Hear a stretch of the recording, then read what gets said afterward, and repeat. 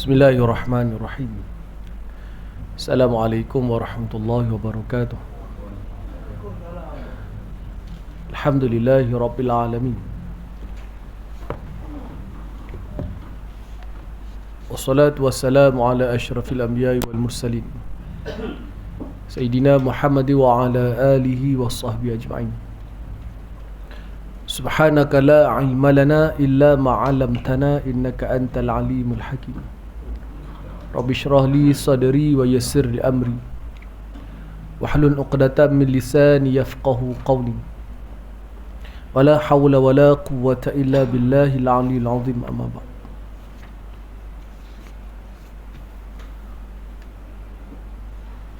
Surat 21. Qala al-musannifu rahimahullah wa nafa'ana bi'ulumihi fi darain. Akhlak Rasulullah sallallahu alaihi wasallam bersama kaumnya sebelum pengutusan.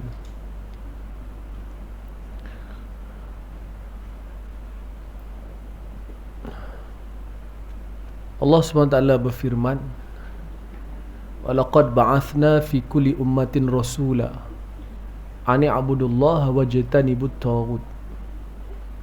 Demi sesungguhnya Allah telah melantik seorang rasul di kalangan kaumnya, kalangan umat itu seorang rasul, untuk mengajak mereka mengabdikan diri kepada Allah dan menjauhkan perkara yang melampaui sempadan yang telah ditetapkan oleh Allah.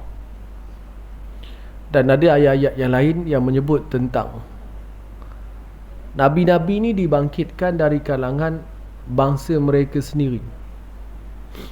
Dan Nabi sebelum daripada Nabi kita sallallahu alaihi wasallam hanya dikhususkan untuk kaum mereka sendiri, dikhususkan untuk kaum masing-masing. Ajarannya tidak dipanjangkan dan diluaskan kepada bangsa lain, kaum lain, zaman lain. Tapi bila Nabi kita sallallahu alaihi wasallam yang menjadi penutup kepada sekalian Nabi, penghulu kepada semua Nabi dan Rasul, ajaran Nabi adalah ajaran untuk sekalian alam. Semua manusia dan jin akan ikut ajaran Islam yang dibawa oleh Rasulullah. Jadi tajuk kita nak menyebut bagaimana akhlak Rasulullah di tengah-tengah kaumnya. Sebelum kita baca isi dalam buku kita, kita imbas balik apa yang kita sebut dulu masa mula-mula kita baca kitab ni. Bagaimana kedudukan masyarakat Mekah. Orang Mekah ni buruk kelaku dia. Sembah patung berhala, minum arak, berjudi itu perkara biasa. Bergaduh, berbunuh,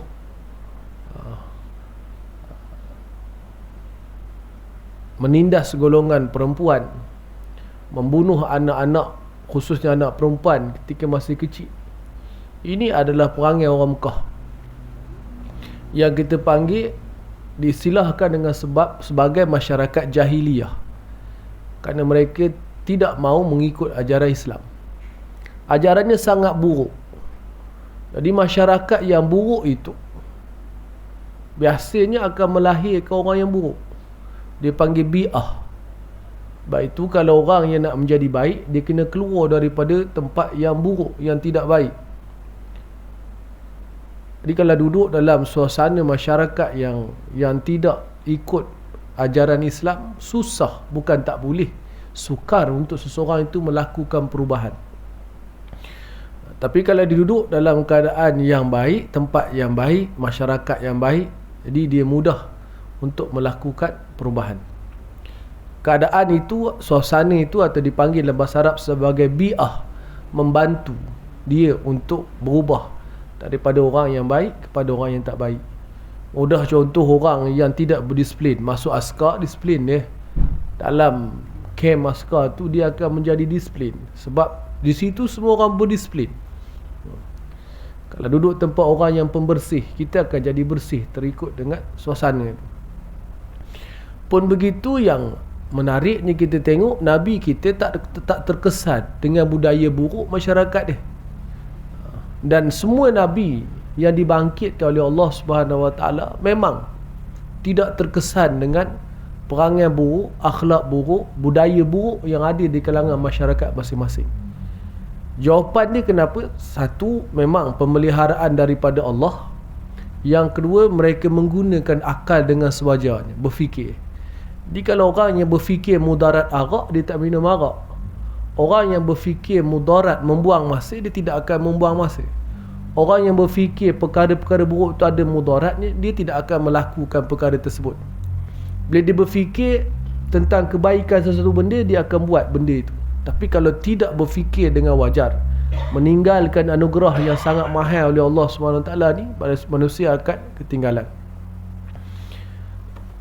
Rasulullah, atau kita tengok buku Rasulullah SAW adalah orang yang mempunyai akhlak terbaik di kalangan kaumnya. Akhlak terbaik dan paling menjauhi kejahatan dan akhlak yang rendah. Dan paling menjauhi kejahatan dan menjauhi akhlak yang rendah. Itu takdir baca. So, kita sebut pula Rasulullah ni akhlak rendah, bukan? Dia ada kata hubung situ. Dan paling menjauhi kejahatan dan akhlak rendah, maksudnya dan paling menjauhi akhlak yang rendah. Akhlak-akhlak yang rendah ni walaupun tak buruk, dia rendah. Yang terbaik di kalangan masyarakat. Baginda adalah yang paling menjaga maruah. Maruah ni harga diri. Dia kalau hilang sekali, dia susah nak dapat balik. Macam kalau orang berbohong, sekali dia bohong ni orang tak tahulah dia bohong. Tapi bila orang tahu yang dia terberbohong, susah orang nak terima balik. Kalau cerita kita ni, cerita orang yang budak yang jaga kambing tu lah, yang ngecik petani tu. Tapi kalau dalam Quran, kisah adik-beradik Nabi Yusuf, dia nak tipu bapa. Ayah dia ni Nabi Yaqub. Nabi ni sifat dia fatanah, bijak. Dia kata Nabi Yusuf mati di baham serigala. Ayat dia cantik, mati baham. Memang kau satu banyak serigala.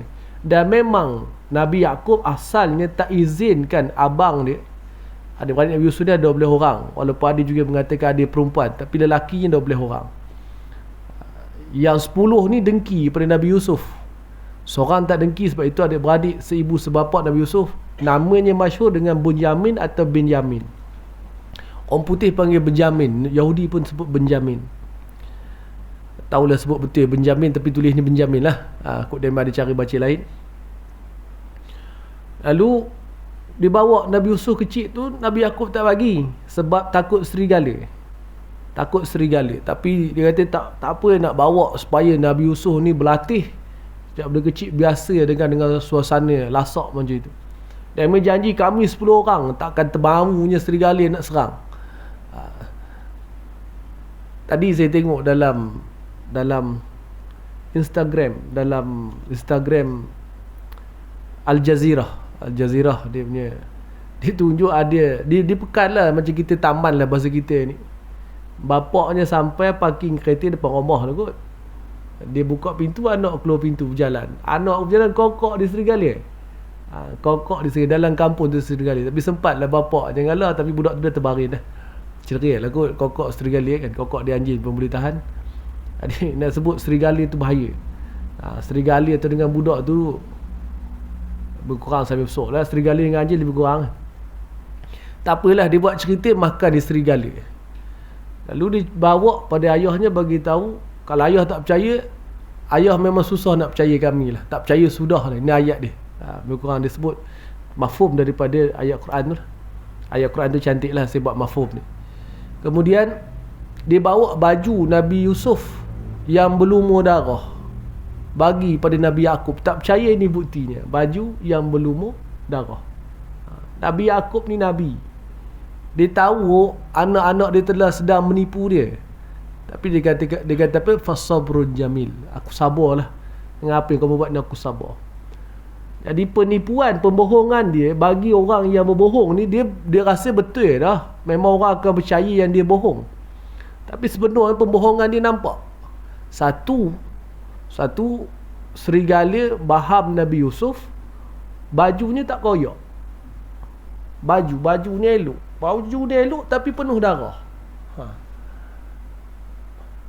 Kalau kita ibarat ceritanya, serigala tu tanggal dulu baju tu elok, baru dia pongap ni Nabi Yusuf. Tak maunya begitu. Binatang ni baham terus satu. Kemudian dia makan, dia dapat bawa balik baju je. Yang lain-lain tak ada. Serpihan tangan ke, serpihan kaki ke, serpihan kepala ke, tak ada. Habis. Nabi Yusuf tu bukanlah kecil benar. So lah masa tu tak adalah. Masa Nabi Yusuf tu kalau ikutkan dia telah pun bermimpi melihat sebelah bintang dan matahari tu dan bulan tu, yang sujud kepada Nabi Yusuf tu menunjukkan umur dia tu lah umur yang baligh lah atas tu, bukan kanak-kanak tapi masih awal untuk dibenarkan bekerja di dalam. Nabi Yaqub sayang sangat. Hilang semua. Hilang semua. Baju je dia tak makan, yang lain habis, selesai. Ini orang yang menipu tapi dia rasa betul dah, tapi pembohongan tu. Sebab serigala bukannya ikan jerung, ikan paus besar boleh telan pongap semua yang hilang. Tak.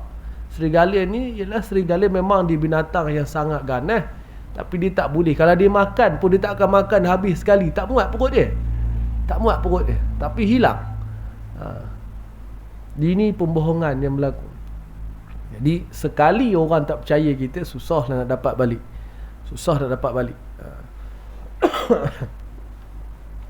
Siap.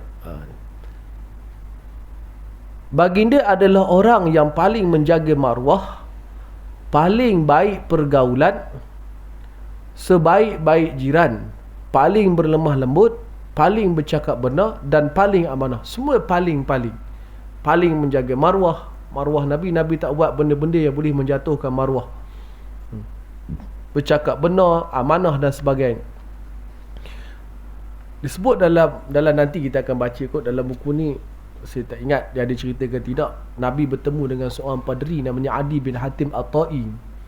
Adi ni dilari ketika kumpulan kalau dipanggil apa kalau itu dia panggil Sariyah, Arab panggil Sariyah, pasukan perang yang tidak disertai oleh Rasulullah. Dalam istilah sirah dia panggil Sariyah. Istilah kita lah, istilah dalam fiqh dakwah, fiqh sirah. Lalu peperangan tu diketuai oleh Sayyidina Ali radhiyallahu anhu pergi. Lalu Adi ni lari. Akhirnya adik dia pujuk dia datang bertemu dengan Rasulullah. Adi ni ketua padri ataupun padri lah. Padri yang pakai salib daripada emas. Maknanya bukan sekadar padri kaya lah, salib daripada emas. Apa duit tak tahu dah tu. Besar salib padri ni, kalau kita tengok tu besar. Jadi dia datang bertemu dengan Rasulullah. Rasulullah layan dia, bawa balik ke rumah. Dalam perjalanan balik ada seorang perempuan bertanya Rasulullah, mengadu hajat. Rasulullah layan dia. Ketika Rasulullah melayan perempuan yang mengadu hajatnya orang Islam lah, Adi yang masa itu masih lagi Kristian, tengok perilaku ataupun akhlak Rasulullah, dia kata dia ni bukan sebarangan. Dia bukan raja. Sampai ke rumah Nabi ada satu alas tempat duduk. Kita panggil macam lapik kerusi lah, macam bantai, tapi untuk tempat duduk. Nabi bagi kepada Adi untuk duduk. Adi tak nak duduk. Lalu Nabi terus duduk atas lantai. Dan Adi terpaksa duduk lah atas tilam yang bantai yang Nabi buat. Akhlak Nabi tu lihat oleh Adi. Cerita dia panjang lah, cuma saya dah sebut itu akhlak yang ada pada Rasulullah SAW, yang memang tak boleh nak digambarkan oleh kita. Nak ditiru boleh, tapi nak sampai macam itu tak mampu kita. Tapi tiru akhlak yang baik tu, kita tiru. Sebab Rasulullah ni adalah qudwatun hasanah, ataupun qudwah hasanah, ikutan yang terbaik. Oleh itu baginda digelar oleh kaumnya sebagai Al-Amin. Jadi gelaran Al-Amin ini tidak pernah diberi oleh mana-mana orang sebelum daripada ini. Al-Amin ni maksudnya yang sangat-sangat dipercayai, terjemahan ataupun kita terjemah biasanya jujur, ataupun seorang yang sangat beramanah. Gelaran tersebut diberikan kerana memiliki pertama sifat lemah lembut, sabar. Lemah lembut ni Anas bin Malik pernah cerita dalam hadis disebut dalam kitab Syama'il Muhammadiyah. Anas bin Malik ni jadi khadam Rasulullah. Mak dia bantu dia pada Rasulullah untuk Anas berkhidmat. Khadam ni tukang khidmat lah. Berkhidmat dengan Nabi.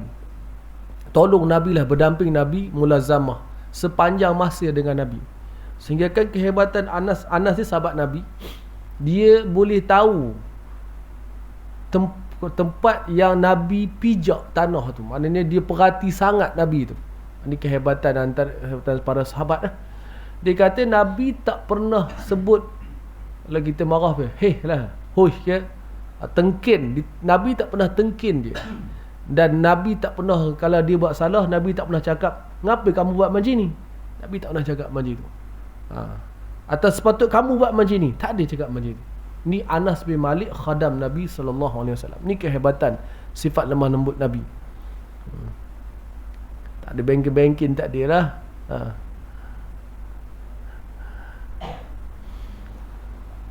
Sabar menunggu kemenangan. Nabi tahu Islam akan menang, tapi Nabi sabar. 13 tahun di Mekah bukan tempoh masa yang pendek.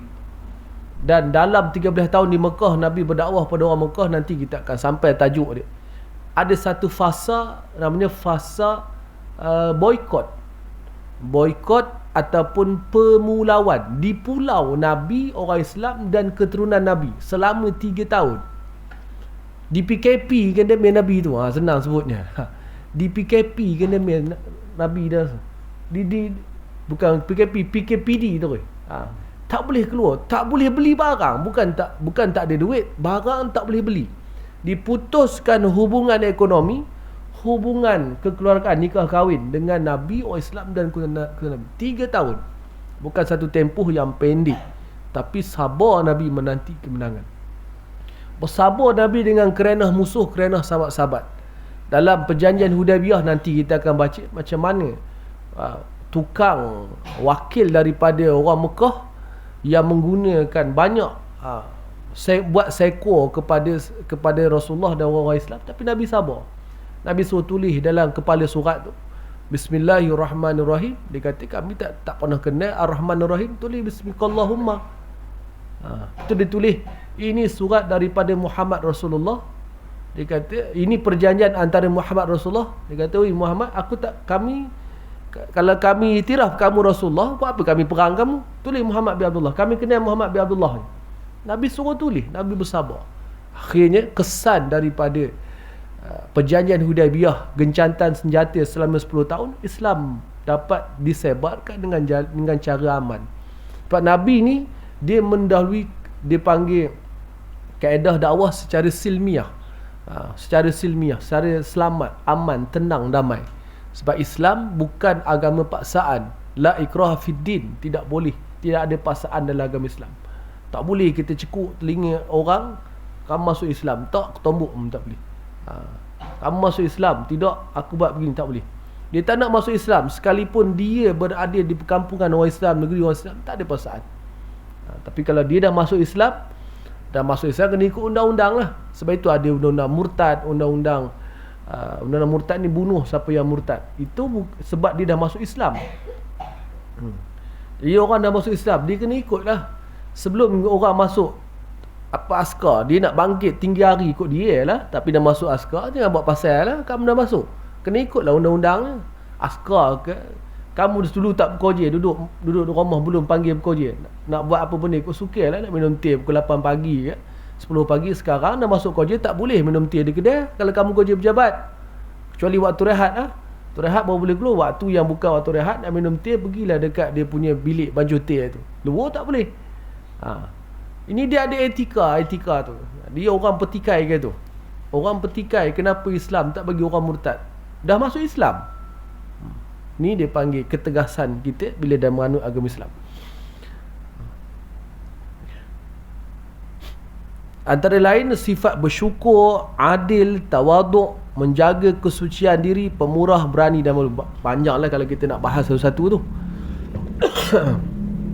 Kita nak baca yang besar-besar yang dikeluarkan oleh pengarang kitab. Sifat ini diakui sendiri oleh musuh ketat baginda, iaitu An-Nadir bin Harith. daripada Bani Abdul Dar. An-Nadir dia kata apa? Dia berkata ketika Muhammad masih remaja, masih ini orang Mekah tengah bincang macam mana kita nak sekat dakwah Muhammad ni.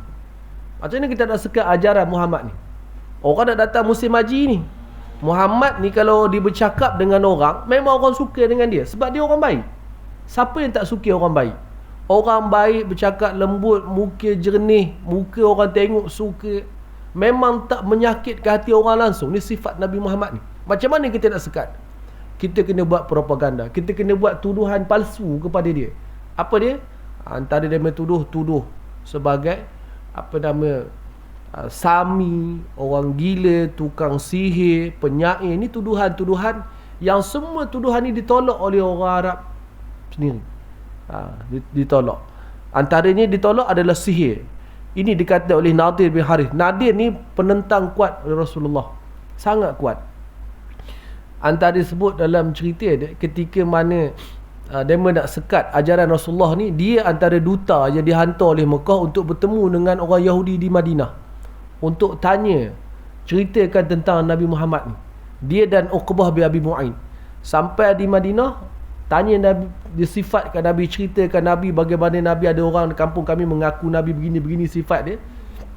Orang Yahudi kata, komen tanya pada dia ni 3 soalan.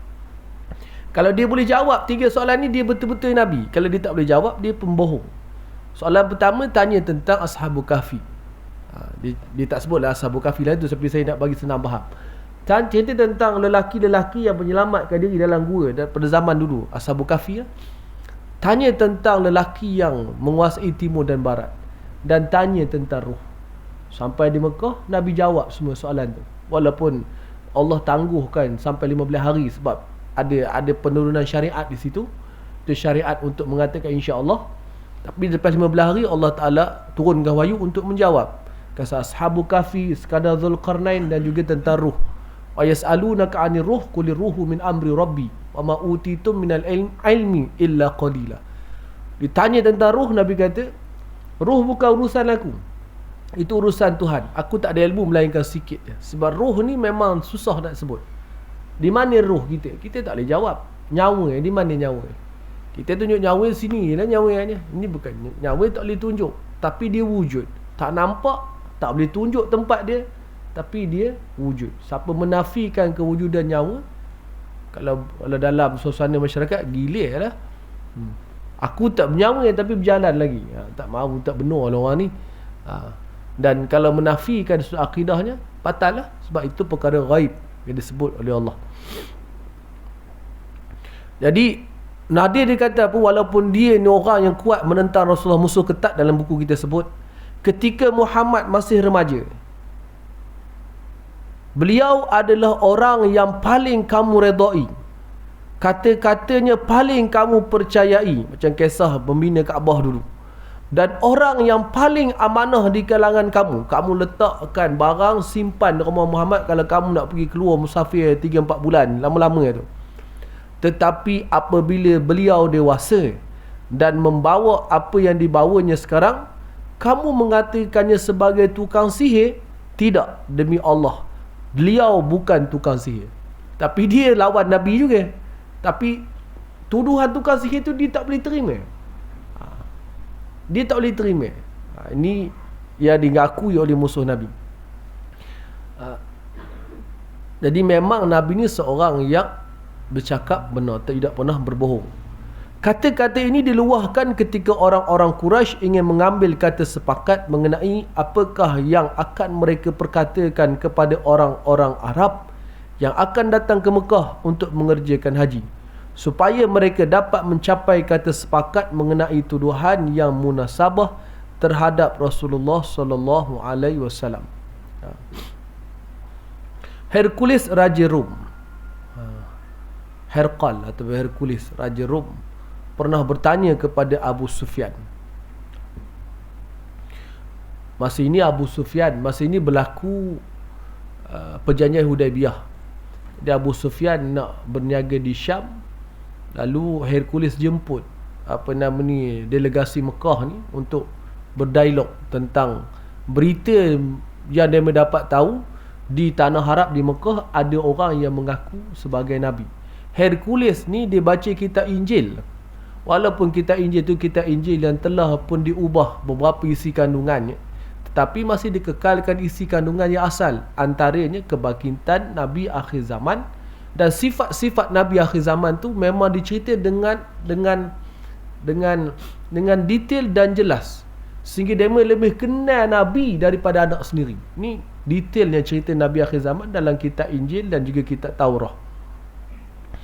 Lalu Hercules bertanya pada Abu Sufyan, adakah kamu pernah menuduhnya berbohong sebelum beliau, yakni Rasulullah sallallahu alaihi wasallam, mengatakan apa yang dikatakannya sekarang? Sebelum dia mendakwa jadi Nabi ini, pernah tak kamu tuduh dia berbohong? Jawab Abu Sufyan, tidak. Memang dia digelur dengan Al-Amin, bukan gelur pembohong, gelur Al-Amin. Tapi bila mana Nabi membawa ajaran Islam, baru nak tuduh Nabi ni pembohong. Tuduhan tu adalah reka cipta untuk menggagalkan ajaran Islam yang dibawa oleh Rasulullah sallallahu alaihi wasallam. Tak usah heran lah kalau kita bercakap pasal Islam ni orang kata kita, tak usah heran lah. Tapi tak heran pun sakit empedai juga. Tapi sabar lah. Sabar, orang kata macam-macam. Kita tengah ngaju-ngaju ajaran sesat. Kalau kita tak usik orang, jangan usik orang. Mana boleh tak usik orang? Sebab kita nak betul ke orang.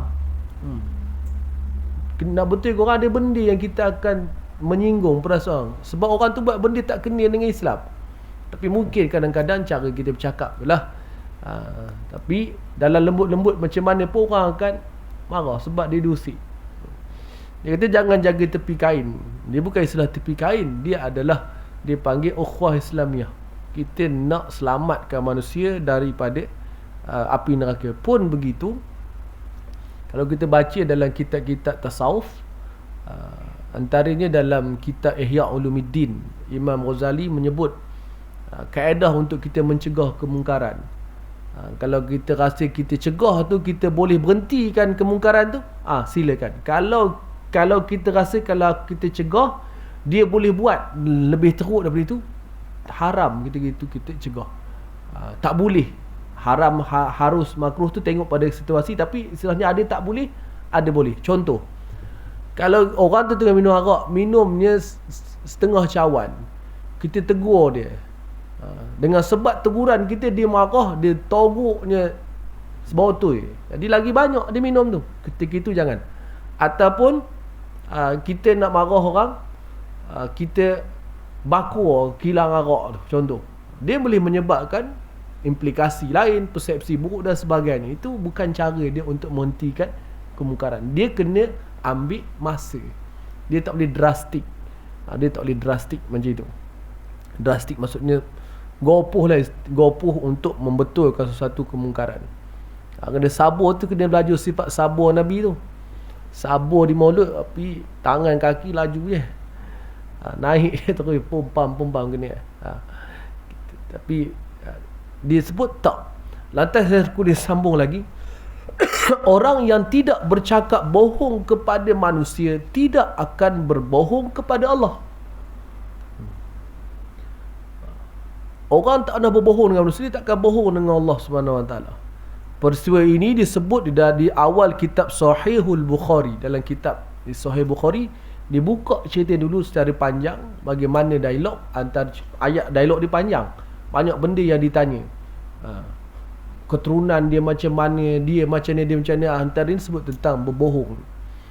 Semenjak kecil lagi Allah telah menjaga peribadi Rasulullah sallallahu alaihi wasallam dari melakukan amalan-amalan jahiliah yang ditentang oleh syariat yang dibawanya. Maksud jaga ni kita panggil maksum tu. Maksum ni dalam penjagaan Rasulullah. Istilah maksum maksudnya dijaga oleh Allah. Nabi dijaga oleh Allah Subhanahu Taala. Dalam dunia ni tak ada yang maksum, melainkan Nabi dan Rasul je. Kalau manusia mengaku maksum tu, cepat-cepatlah lari daripada dia. Sebab dia bukan manusia dah. Bukan manusia yang sepatutnya kita ikut. banyak kumpulan-kumpulan agama lah yang mendakwa dia bawa agama. Guru dia, syekh dia, khalifah ke apa nama sekalipun, maksum. Tak ada maksum-maksum ni. Tak. Nombor satu, martabat Nabi, martabat manusia paling tinggi atas muka bumi ni, kita ni sahabat lah. Sahabat Nabi. Dia tengok sahabat lah. Sahabat ada buat tak benda yang diaku oleh Tok Syekh ke, Maulana ke, Kiai ke, apa istilah Tok Guru ke, apa ni, kalau kita di Perak panggil tuan ni. Orang alim kita panggil tuan. Tuan Azid, Tuan Yub Majlis, Tuan apa botel ni? Apa ni namanya?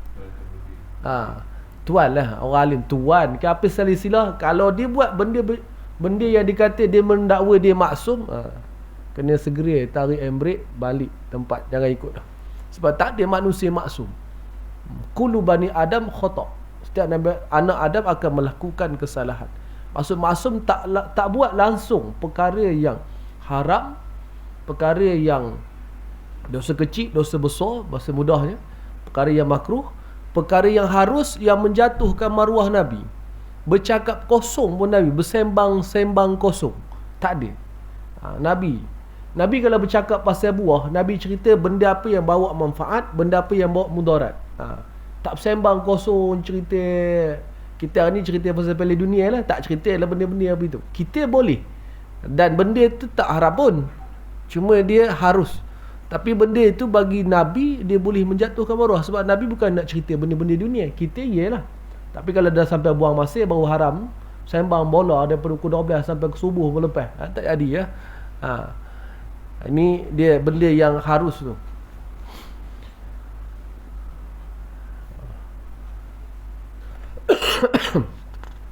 Jadi itu sikit tentang maksum. Baginda SAW juga amat membenci berhala, sehingga baginda tidak pernah menghadiri perayaan atau pesta yang diadakan oleh penyembah. Adalah pesta-pesta dia, berhala-berhala yang ada di Mekah tu macam-macam lah. Kalau mudah kita nak tengok pesta ni, kita pun tak nak bayang, tengoklah hari Tek Pusam tu, ada punya usung Tuhan dia tu. Tuhan tak boleh bergerak kalau fikir logik patut Tuhan yang gerak dengan kita, tapi kita yang gerak dengan Tuhan. Tapi akal tu tak boleh berfikir. Sebab apa akal tak boleh fikir? Sebab dia taklid. Akidah ni dia tak boleh taklid. Taklid apa maksud taklid? Ikut orang dulu. Orang dulu buat lah, tak boleh lawan. Orang dulu dah buat, orang dulu buat ada sebab. Tapi kita tak tahu sebab tu. Bila tak tahu sebab, itu ikut je. Orang dulu buat. Nama taklid. Kenapa sembah berhala? Datuk nenek moyang sembah, apak kita sembah, tok kita sembah, moyang kita sembah. Kita ikut je lah. Apa pasal buat macam ni? Tak tahu, orang dulu buat macam ni, buat lah. Corah susu atas kepala berhala tu bukan boleh diminum benda tu pun. Bagi makan dan sembelih binatang korban untuk berhala. Dan sembelih niat kerana berhala. Sembelih tapi makanlah diniat kerana berhala. Aku sembelih ni kerana berhala, contoh ayat ni. Memang tak boleh. Makan tak boleh tu. Jadi Nabi cerita, baginda menceritakan, ketika aku masih kecil, aku membenci berhala dan juga syair. Syair Nabi benci sebab syair ni dia puji benda-benda yang bukan-bukan. Jadi Nabi benci dua benda tu, berhala dan syair. Sebab memang Nabi bukan penyair pun. Kalau Nabi penyair, orang akan tuduh Nabi ni Quran tu syair. Tapi Nabi tak pernah belajar syair pun. Berhala ni kenapa benci? Kalau orang berfikir, dia akan benci lah. Benda yang tak ada apa-apa sebab untuk didewa-dewakan, kita dewa-dewakan, kita sembah, kita puja. Sanggup buat benda yang sangat-sangat teruk, minta pada benda yang tak boleh bagi apa-apa. Kalau kita selalu orang minta nombor ekor dekat Tok Bomo, saya tak tahu dah. Kalau PQ saya lah, kalau Tok Bomo tu tahu dah besok nombor, baik dia tikam, dia ambil RM5 sekupang upah nelik tu, baik dia nikam besok tu. Tentu dia kaya tu, tak payah dia Tok Bomo lah. Tapi dia tak tikam. Tapi orang kita pergi sanggup lah. Tak tahulah, kadang memang marah pula. Tapi PQ saya orang itu lah, kalau dia tahu baik dia tikam. Umur takut haram main judi, boleh jadi kot. Haram main judi, tapi bagi orang tikam tak haram pula.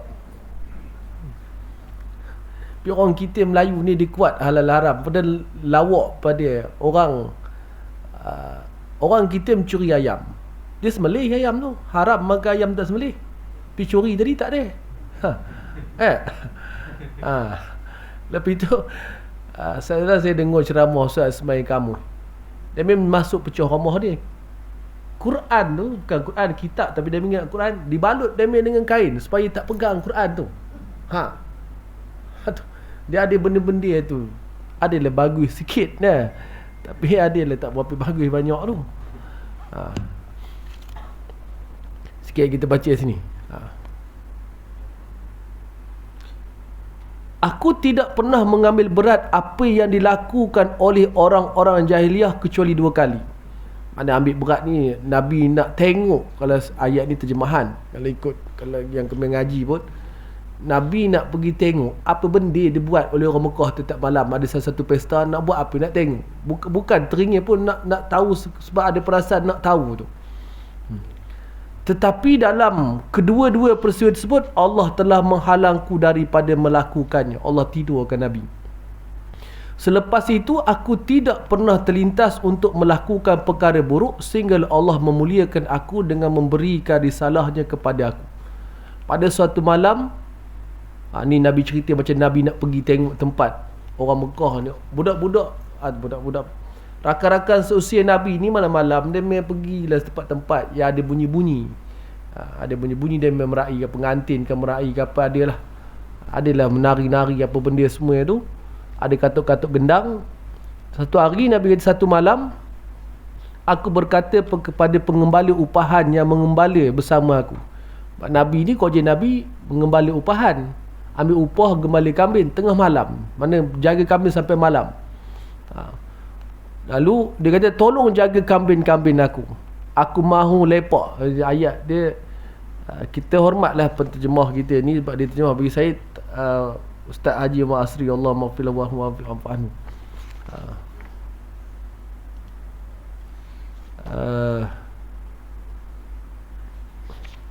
Bukan maksud dia meninggal, dia doa supaya Allah ampunkan dia bukan, bagi saya bukan dia nak bayangkan lepak tu.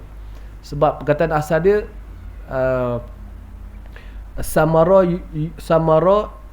yasmuru. Samara ni maksudnya berbual pada waktu malam.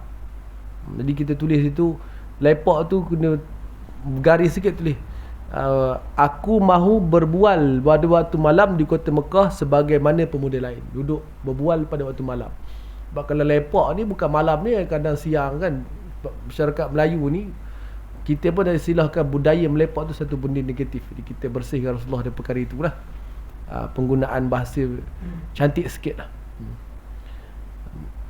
Jadi Nabi bukan Nabi masuk kita orang baik ni terjemahan, buku ni terjemahan. Kata Nabi melepak pula kan. Nabi nak pergi berbual-bual pada waktu malam, berbual dengan orang muda sebaya dengan Nabi. Dia Nabi di kota Mekah sebagai pemuda, sebab Nabi jaga kambing tu luar kota Mekah. Nak pergi ke Mekah. Aku pergi ke Mekah untuk tujuan tersebut. Ketika sampai di rumah pertama di Mekah, tak sampai lagi tempat tu, aku mendengar terpukar rebana dan muzik untuk meraihkan pengantin. Kegiran lah bahasa kita senangnya. Aku duduk untuk mendengarnya. Ketika itu Allah menutup telingaku dengan menidurkan aku. Aku terus tidur sehingga dikejutkan oleh kepanasan cahaya matahari, dan tinggi hari pun Nabi sedar. Aku tidak berbuat apa-apa pun pada malam tersebut. Tidur je sampai ke pagi, sampai ke tengah hari. Kalau matahari ni waktu duha lah, sampai ke duha, matahari dah keluar, dah panas. Panas ni mau 10, 11, 9, 10 tu. Peristiwa yang sama juga berlaku kepada aku pada kesempatan yang lain. Seorang tanya, Nabi tak sembahyang subuh ke? Han jawab apa tu? Masa ini belum jadi Nabi lagi. Sebab itu dia kalau kita buat kajian sejarah, memang kita nak tahu tarikh-tarikh tu. Kadang-kadang cerita kawan ini berlawan dengan kawan ini, padahal kawan ini duduk tak sampai masa pun. Macam Bani Israel, Orang Yahudi kata apa? Nabi Ibrahim dia ikut ajaran ikut agama Yahudi. Yahudi ni ikut kitab Taurah. Nabi Ibrahim ni agama Yahudi, dia kata. Orang Kristian kata tak, Nabi Ibrahim agama Kristian. Allah Ta'ala sindir dia. Benda ayat tu ayat lucu lah kalau kita baca dia. Nabi Ibrahim ni sebelum Yahudi wujud tu dia dah wafat dah. Sebelum Yahudi wujud dia dah wafat dah. Maknanya lepas Nabi Ibrahim wafat baru Yahudi wujud. Dia macam mana kawan tu nak ikut negara Yahudi? Bagaimana Nabi Ibrahim nak ikut ajaran Yahudi tu? Ini satu benda yang inilah. Sebab itu tarikh-tarikh kita tengok macam ini. Orang kata Nabi tak main suruh pula. Orang nak burukkan Nabi. Kalau kita baca orientalis, memang cara dia buat macam itu. Kita tahu bahasa ini belum diangkat menjadi Nabi lagi. Belum diangkat menjadi Nabi lagi. Rasulullah SAW tidak memakan sembelihan yang dilakukan untuk berhala. Buat korban untuk berhala. Korban ni niatnya kerana berhala. Memang itu cara orang Mekah korban. Baginda tidak meminum arak sekalipun ia adalah budaya kaumnya. Arab ni, kalau kita baca nantilah insya-Allah, kalau panjang umur, murah rezeki, Allah Ta'ala sempatkan kita, ada peristiwa pengharaman arak. Arak tu melempah, melanya-lanya dekat pasyur orang, dekat laman orang Arab tu. Melanya-lanya. Maksudnya bukan sebotol, dua botol. Dia bertempayan-tempayan tu. Macam ni tempayan besar lah untuk letak arak tu. Dia membuang tempayan-tempayan arak tu. Mana dia tumbangkan, tumpah semua. Sampai nak kata macam bah lah sikit. Dengan sebab banyaknya arak tu. Budaya. Memang minum arak tu budaya dia. Semua itu adalah sifat yang Allah hiaskan kepada para nabinya, supaya mereka mempunyai persiapan yang sempurna untuk menerima wahyu. Kalau orang dia minum arak,